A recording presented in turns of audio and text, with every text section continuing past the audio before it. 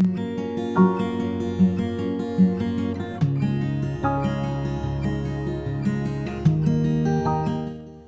a todos, bienvenidos al canal de YouTube de la Fundación María de los Santos del Campo.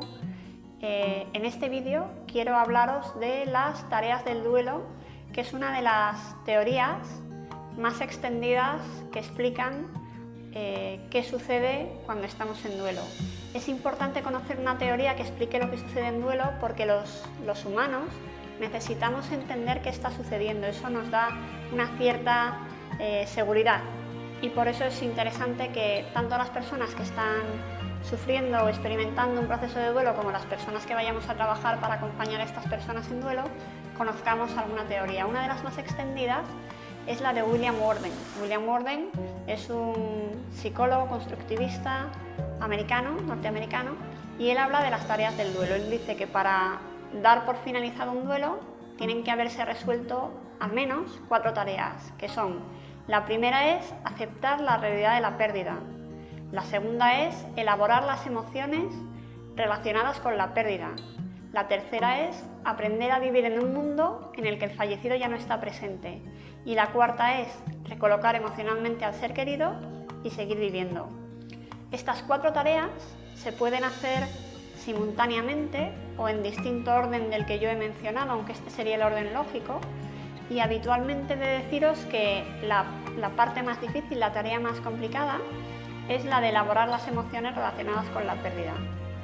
Aunque no puedo extenderme ahora muchísimo a hablar de cada una de las tareas, sí que os diré que para trabajar, para influir en la primera tarea del duelo, que es aceptar la realidad de la pérdida, lo que hacemos es pedirle al paciente que nos hable de lo que sucedió cuando murió y utilizamos palabras contundentes, cuando murió en vez de cuando falleció, y desde luego nada de metáforas como se fue o se quedó dormido, no. Cuando murió, cuéntame qué sucedió cuando murió, quien sea, tu madre, tu padre, dónde estabas, como para dar datos de realidad, de tal manera que le estamos enviando al cerebro una información que permita contrarrestar la negación habitual que hacemos cuando muere un ser querido, en forma de, pues a veces me da la sensación de que esto no ha podido suceder, ¿no? Y entonces enviamos esa información para que en algún momento pues pueda aparecer ese debate interno, ¿no? Que esté dándonos información de realidad, ¿no? ¿Qué pasó en el tanatorio? ¿Cómo lo enterrasteis? ¿Cómo te quedaste tú? ¿Con quién estabas? Y eso nos da información. En cuanto a la segunda tarea del duelo, que es elaborar las emociones relacionadas con la pérdida, el modo de trabajarlo es facilitar la expresión emocional, validar las emociones, dosificarlas para que sean asequibles a la persona y ayudar a la persona a confiar en sus propios recursos y a que, aun por mucho que llore, no va a caer en una depresión por estar llorando. Es normal llorar cuando hemos perdido un ser querido y, de hecho, las lágrimas nos sedan, nos tranquilizan. Es un mecanismo que tenemos a nivel fisiológico para tranquilizarnos.